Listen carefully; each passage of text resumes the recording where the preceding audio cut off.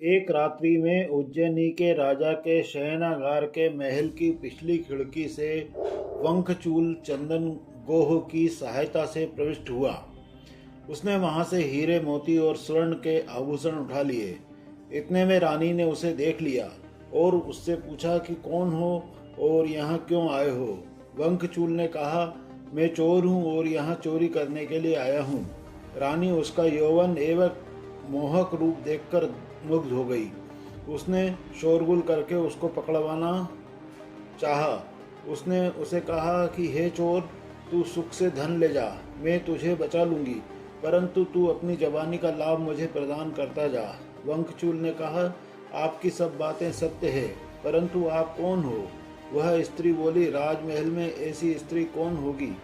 राजरानी, तो आप मेरी माता हैं। राजरानी के संग विषय भोग मेरे लिए उचित नहीं है। रानी ने कहा, तू कहाँ खड़ा है और किसके पास खड़ा है? उसका क्या तुझे पता है? यदि तू मुझे अपने यौवन से तृप्त करने में आनाकानी करेगा तो उसका क्या परिणाम होगा, ये तूने सोचा है? तब वंकचूल ने कहा, मैं सब जानता हूँ कि यदि मैं आपकी इच्छा अनुसार कार्य नहीं करूँगा तो आप मुझे बंदी बनाकर कारागार में डलवा देंगी और आप इससे अधिक करेंगी तो मुझे फांसी लगवा देंगी। रानी समझ गई कि यह चोर मेरे वश में नहीं होगा, अतः उसने अपने हाथों से अपने बाल बिखेर दिए और चोर चोर कहकर चिल्लाई। दोस्तों नमस्कार, मैं आपका दोस्त कवि शरद अजमेरा वकील आज आपके लिए लेकर आया हूँ जैन धर्म के प्रसिद्ध वंकचूल की कथा। वंकचूल का मूल नाम पुष्पचूल था, परंतु वह पुष्पचूल लोगों को बहुत सताता था और टेढ़े मेढ़े कुटिल कार्य करता था। वंकचूल ढीमपुरी नगरी के राजा विमल यशा का पुत्र था। इसके पुष्पचूला नामक एक बहन थी। इन दोनों भाई बहन को एक दूसरे के प्रति अत्यंत प्रेम था। एक बार दरबार में नगर के अग्रगण्य नायक आए और बोले, महाराज, कोई सामान्य व्यक्ति का पुत्र हो तो उसे कोई उपालंब भी दिया जाए और कुछ दंड भी दिया जाए। यह तो राजकुमार पुष्पचूल है, नित्य उत्पात करे तो कैसे सहन होगा? हम सहन कर सके जब तक तो सहन किया, परंतु अब हम अत्यंत तंग हो गए हैं। अब आपके समक्ष हम शिकायत कर रहे हैं। तब पिता वंकचूल से कहा, अब तो ठीक तरह से रह सकता हो तो रह ले, अन्यथा यहाँ से चले जा। मुझे ऐसा पुत्र नहीं चाहिए। मैं पुत्र के अभाव में जी लूँगा, परंतु राज्य की प्रतिष्ठा मिट्टी में नहीं मिलने दूंगा। पुत्र वंकचूल मुख बनकर सब सुनता रहा, परंतु फिर अल्प समय में ही उसने नगर को छोड़ देने की तैयारी कर ली। उसके पीछे उसकी छोटी बहन और उसकी पत्नी भी जाने के लिए तत्पर हो गई। राजा विमल यशा ने मन बना लिया था और वंकचूल के पीछे जिसे जाना था उन सबको जाने दिया। वंकचूल राजपुत्र था, धनुर्धारी था और अत्यंत पराक्रमी था। वह एक लुटेरों के गृह में दल में सम्मिलित हो गया और कुछ ही दिनों में वह उन लुटेरों का नायक बन गया। उसने एक सिंह गुहा नामक पल्ली में अपनी छोटा सा राज्य स्थापित किया। एक बार एक आचार्य विहार करते करते जंगल में भटक गए। इतने में वर्षावास का समय निकट आ गया। साधु मुनि वर्षा काल में विहार नहीं कर सकते, अतः वह इस सिंह गुहा नामक पल्ली में आए और उन्होंने वंकचूल से वर्षावास के लिए स्थान की याचना की। वंकचूल ने कहा, महाराज, यहाँ स्थान का अभाव नहीं है, परंतु हमारा धंधा चोरी का है और साथ ही आप समस्त पाप का व्यापार का धंधा है। आप यहाँ रहकर हमारे मनुष्यों को उपदेश देकर उनके मन में परिवर्तन कर देंगे तो मेरी पल्ली छूट जाएगी। मैं एक शर्त पर आपको वर्षावास के लिए रख सकता हूँ कि आप यहाँ रहें, परंतु धर्म कार्य करें, परंतु धर्म का उपदेश तनिक भी ना दें। आचार्य ने कहा, मुझे शर्त स्वीकार है। तुम्हें भी यह प्रण करना होगा कि जब तक हम यहाँ रहें तब तक हमारे आसपास हिंसा मत होने देना। अवश्य महाराज, इतना विवेक हम रखेंगे, कहकर वंकचूल ने आचार्य को वर्षावास के लिए रख लिया। समय व्यतीत होने में थोड़ा विलंब लगता है। वर्षा काल व्यतीत हुआ और मुनि तो कमर कस के विहार पर रवाना होने लगे। पल्ली के सब मनुष्य और वंकचूल पल्ली से तनिक दूर तक महाराज को पहुंचाने के लिए गए। पल्ली के समय की पूर्ण होने पर वंकचूल एवं उसके मनुष्य रुक गए। आचार्य श्री ने कहा, महाराज, अब हम अलग होते हैं, अतः आपको जो कुछ उपदेश देना हो वह दे दीजिए। आचार्य बोले, वंकचूल, तेरी इच्छा हो और तुझे ठीक लगे तो हमारे मिलाप की याद में तू 4 नियम ले ले। अतः पहले ही हिंसा नहीं करनी, असत्य नहीं बोलना, चोरी नहीं करना आदि कहेंगे। इनमें से कुछ भी आप मुझे मत कहना, वंकचूल ने स्पष्ट करते हुए कहा। वंकचूल, धर्मोपदेश देने वाला साधु अगले व्यक्ति की योग्यता अयोग्यता समझकर ही कुछ कहता है। तू पालन कर सके ऐसे ही मैं तुझे 4 नियम देता हूँ। नंबर 1, तुझे कोई भी अनजाना फल नहीं खाना है। नंबर 2, किसी पर प्रहार करना पड़े तो 5 कदम पहले पीछे हट जाना फिर करना। किसी भी राजा की रानी के साथ विषय भोग नहीं करना। और नंबर 4 है, कौवे का मांस नहीं खाना। इतना कहकर आचार्य मौन हो गए। वंकचूल तनिक विचार में पड़ गया। खाने की सब छूट है, परंतु अनजान फल नहीं खाने का ही नियम है। इसमें बुरा क्या है? अनजान फल से किसी दिन मारे जा सकते हैं। हिंसा करने से, चोरी करने से उसका कोई निषेध नहीं है। केवल प्रहार करना हो तो 5 कदम पीछे हटकर प्रहार करना होगा। यह तो ठीक है, विचार करने का समय मिलेगा। रानी के साथ विषय भोग नहीं करने का नियम ग्रहण करना भी क्या बुरा है? इससे तो उग्र शत्रुता नहीं होती है। और निंदनीय कौवे का मांस क्यों खाना पड़े? वह बोला, महाराज, चारों नियम मैं स्वीकार करता हूँ। यह नियम मैं अवश्य पालन करूँगा। एक वन की घनी झाड़ी में 4 लुटेरे बैठे थे। उनके सामने स्वर्ण, हीरे, मोती, जवाहरात के ढेर पड़े थे। इन 4 लुटेरों में एक वंकचूल था। उसके साथी लुटेरों से उसने कहा कि इस स्वर्ण हीरो को कोई काट कर खाया नहीं जा सकता है। तुम खाने के लिए कुछ ले आओ, जोर की भूख लगी है। उनके साथी वन में इधर उधर फिरे और अत्यंत सुकोमल, दिखने में अच्छे लगने वाले सुंदर से फल ले आए। ये फल सुंदर थे, उनकी सुगंध भी मोहक थी और खाने वालों को उन्हें देखकर जोर की भूख लगने लगी। वे चारों साथी खाने बैठे तब वंकचूल बोला, रुको, यह बताओ कि इस फल का नाम क्या है? तब कोई इसे पपीता जैसा प्रतीत होता है, परंतु पपीता तो नहीं है, ऐसा बोला। दूसरा बोला, यह तो जंगल की ककड़ी प्रतीत होती है। तीसरे ने कहा, नहीं नहीं, यह तो समस्त फलों से सुंदर होने के कारण अमृत फल होगा। तब वंकचूल ने कहा, यह बात नहीं है, मैं अनजान अपरिचित फल नहीं खा सकता हूँ, अतः मैं नहीं खाऊंगा। दूसरों ने कहा, तुमको नहीं खाना हो तो मत खाओ, कोई बात नहीं, हम तो खाएंगे। तीनों साथी वे फल खा गए और कुछ ही समय में उनके नेत्रों में मादकता छा गई और एक एक करके उन तीनों की वहीं पर मृत्यु हो गई। तत्पश्चात वंकचूल को पता लगा कि यह किम्पाक फल है, जो देखने में सुंदर है परंतु खाने पर तुरंत प्राण ले लेता है। ठीक मध्यरात्रि का समय था। घने वन में पल्ली के मध्य वंकचूल की कुटिया थी। जब उसने कुटिया में प्रवेश किया तो पलंग पर उसने अपनी पत्नी को किसी पर पुरुष के साथ गहरी नींद में सोए हुए देखा।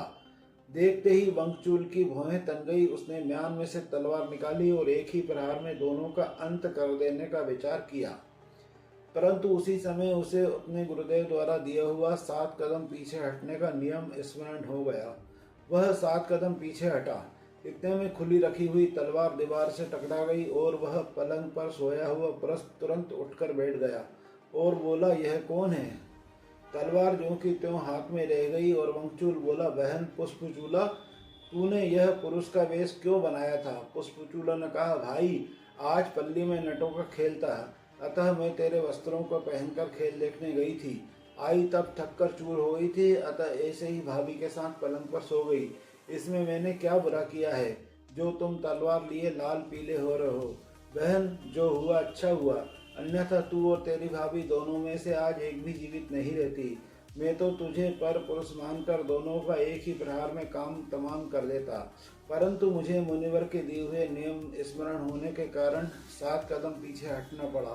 तब मेरी तलवार दीवार से टकराने की आवाज़ सुनकर तू जाग गई और मैंने तेरा स्वर पहचान लिया। बहन, ये कैसे उपकारी महाराज थे! यदि यह नियम होता तो मैं तेरा हत्यारा बन जाता और आजीवन इस पाप का प्रायश्चित करके मरता। सचमुच मुनिवर पूर्ण वर्षावास में रहे तब उनका प्रवचन सुना नहीं। यदि पहले यह पता होता तो मुनिवर का लाभ लिए बिना रहता ही नहीं। तब उसने वहाँ एक आचार्य वर को याद करके मंदिर बनवाया, जो कि भगवान महावीर सिंह का बहुत ही भव्य मंदिर था। मंदिर का बहुत ऊंचा शिखर था। शिखर को देखकर एक धनिक, जो कि अपनी पत्नी के साथ यात्रा पर जा रहा था, मंदिर को देखकर पूजा करने के लिए रुक गया तभी उसकी एक कटोरी जिसमें कि चंदन आदि घुला हुआ था वणिक के पत्नी के हाथ से छूटकर नदी में डूब गई। तब वह बोला, भद्रे, यह बहुत बुरा हुआ। यह कटोरी हमारी नहीं थी, यह तो राजा की हमारे घर में अमानत रखी हुई थी। वह सामान्य सोने की नहीं थी, उसमें गुप्त रूप से हीरे जड़े हुए थे। अब जब वह राजा मांगेगा तो क्या उत्तर देंगे। खलासी ने यह बात सुन ली और उसने तुरंत नदी में डुबकी लगाई। कटोरी की खोज की तो वह नदी में पार्श्वनाथ भगवान की प्रतिमा की गोद में पड़ी थी। खलासी उसे बाहर निकाल लाया और लाकर वणिक को दे दी। नाव सामने के तट पर आ गई। वणिक दंपत्ति ने जिनालय में पूजा अर्चना भक्ति की। उस समय खलासी ने वंकचूल को यह सब बताते हुए कहा कि यह नदी में पार्श्वनाथ भगवान की प्रतिमा है। वंकचूल अत्यंत प्रसन्न हुआ। उसने खलासी को बहुत पुरस्कार देकर उसके द्वारा भगवान पार्श्वनाथ की प्रतिमा बाहर निकलाई और उसे स्वयं द्वारा निर्मित जनालय के वायुमंडप में रखवा दिया। नूतन जनालय का निर्माण प्रारंभ हुआ। जनालय बनकर तैयार हो गया। प्रतिष्ठा के समय उस बाहर रखी प्रतिमा को जब उठाने लगे तो प्रतिमा नहीं उठी, अतः उस प्रतिमा को वहीं रहने दिया गया और आज भी वह वहीं रखी हुई है। बाद में वंकचूल की पल्ली के स्थान पर एक विशाल नगरी बसी। वह स्थान अत्यंत समृद्धशाली यात्रा स्थल बना। वहां दूर दूर से संघ यात्रार्थ आने लगे और चर्मण नदी तट के चेल्लण पार्श्वनाथ तीर्थ अत्यंत विख्यात हुआ। एक रात्रि में जब वह चोरी करने गया तो उस रानी के मन में विकार आया और उसने उसे पकड़वा दिया। तब उसे बंदी बना लिया गया। तब वंकचूल ने कहा कि मैं सब जानता हूँ, यदि मैं आपकी इच्छानुसार कार्य नहीं करूँगा तो आप मुझे बंदी बनाकर कारागार में डलवा देंगी और आप इससे अधिक करेंगी तो मुझे फांसी लगवा देंगी। रानी समझ गई कि यह चोर मेरे वश में नहीं है। तब उसने उसे पकड़वा दिया और वंकचूल को राजा के समक्ष प्रस्तुत किया गया। राजा ने पूछा, तू कौन है और राजमहल में क्यों आया था? वंकचूल ने कहा, मैं चोर हूँ और महल में चोरी करने आया था। रानी ने अचानक मुझे देख लिया और बंदी बनवाया। सबों जनों ने माना कि अभी इसे फांसी का दंड सुनाया जाएगा, क्योंकि चोरी का सामान उपस्थित है। चोरी करने वाला चोरी करने की बात स्वीकार करता है। इतने में सबके आश्चर्य के मध्य राजा ने उसके बंधन खोल दिए और उसे अपने सिंहासन के पास उठाया, क्योंकि उस घटना को समीप के कक्ष में से राजा ने अपने कानों से सुन लिया था। राजा को वंकचूल की खानदानी के प्रति बड़ा सम्मान हुआ कि जिसने मरणांत दंड होने पर भी रानी का दोष नहीं बताया। राजा जब रानी का वध करने लगा तब वंकचूल ने उसे छुड़वाया और कहा, राजन, संपूर्ण विश्व विषयों के वश में है और उनमें से जो बच जाए वो भाग्यशाली है। अब वंकचूल लुटेरा नहीं रह गया था, वह उज्जैनी का राजमित्र बन गया था। गुरु महाराज के पास ग्रहण किए हुए नियम जीवन रक्षक एवं जीवन को उन्नत करने वाले सिद्ध हुए थे। वह अपने नियमों पर अटल था। वंकचूल उज्जैनी के राजप्रसाद में सैया पर पड़ा था, क्योंकि वह बहुत बीमार हो चुका था। उसको तीव्र पीड़ा हो रही थी। तभी वहां उसे उस राज्य की देवी ने आकर कहा कि अगर तुम कौवे का मांस खा लोगे तो तुम्हारे प्राण बच सकते हैं। तब वंकचूल ने कहा कि मरने को चाहे मैं मर जाऊं, पर मैं यह घृणित कार्य नहीं करूंगा और गुरु आज्ञा को नहीं तोड़ूंगा। गुरु वचनों को मैं सिरधार्य करूंगा। वंकचूल की भावना में अत्यंत वृद्धि हुई।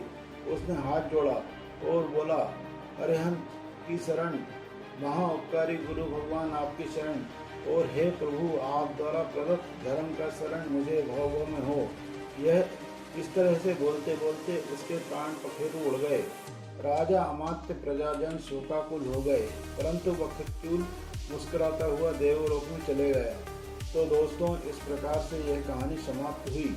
यह कहानी जैन धर्म के प्रसिद्ध वंकचूल नामक चोर की थी, जिसने कि गुरु का सही आश्रय मिलने पर अपने नियमों को दृढ़ता से पालकर अपना नाम विख्यात कर लिया था।